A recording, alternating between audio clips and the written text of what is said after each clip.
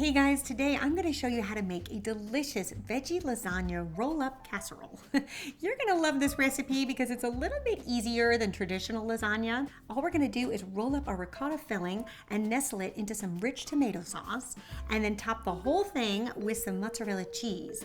Bake, and you will have one fantastic Sunday night dinner that will please everybody.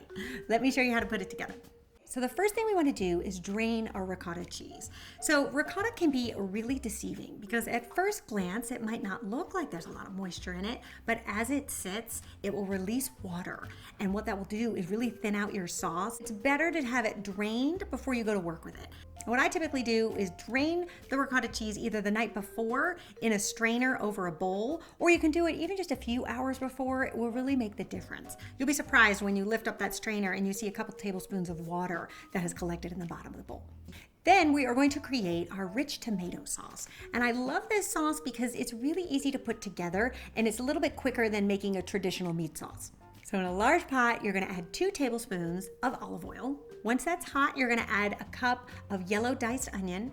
I like to give the onions a head start. So once they start to become fragrant and tender, you can then add a cup of diced zucchini and a cup of white sliced mushrooms. And you can start to cook that all together until everything starts to become tender.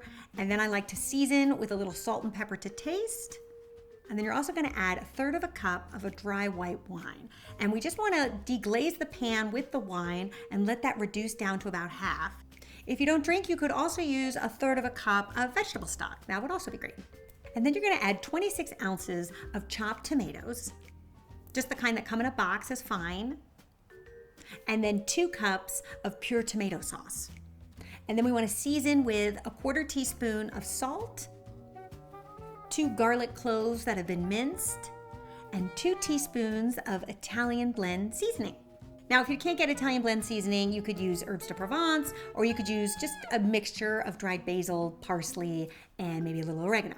And then we want to simmer our sauce for 15 to 20 minutes just to bring the acidic level of the tomato sauce down a bit and sweeten it up. We don't really want to reduce it too much, so make sure your flame is on low because it'll also reduce in the oven when it bakes. Then meanwhile, we can prepare our ricotta cheese mixture. Now there's really 2 camps when it comes to making lasagna. I really prefer a traditional lasagna that's made with bechamel and meat sauce if I'm going kind of a traditional lasagna route. And if you haven't seen that video, I'll leave you a link in the description and you can watch that. But my father, who many of you've met, he's been on my channel, he is Italian American and he really enjoys lasagna with ricotta cheese. So this one is for him. So you can actually take your pick. You can try both recipes and you let me know which one you like best. So to make a ricotta cheese mixture, we're going to remove the ricotta from the strainer. We're going to add 1 egg, 1/2 cup of Italian blended cheese. I find it super easy to go this route, but if you can't find that, you could also do a mixture of some Parmesan and a little bit of mozzarella until you get 1/2 cup. Then I like to add a tablespoon each of some fresh chives, some fresh parsley, and some freshly chopped basil.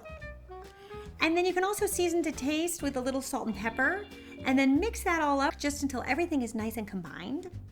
And then we're going to set that aside. Then you're going to be using a packet of fresh lasagna sheets, which is such a great time saver. You can find them in the supermarket, usually in the pasta section in the refrigerated aisle. And for whatever reason, I seem to find them more in the gluten-free aisle. So if you have a grocery store that specializes in gluten-free products, the gluten-free lasagna noodles work perfectly. I like the fresh because they are going to cook in the sauce and we don't have to boil them ahead of time.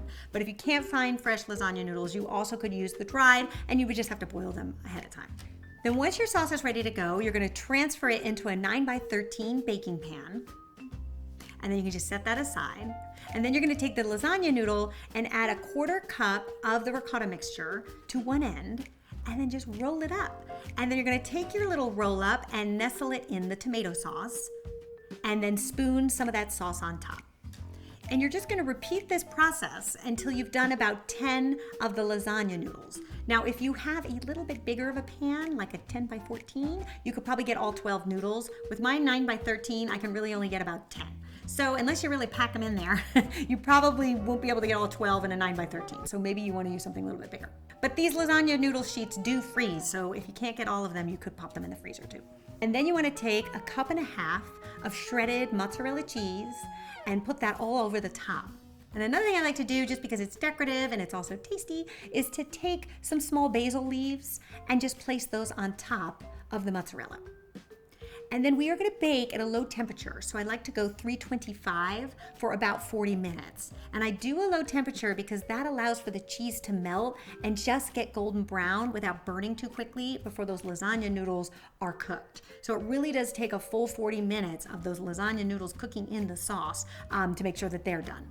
Otherwise you end up with kind of al dente lasagna noodles and burnt cheese. So this is the way to do it.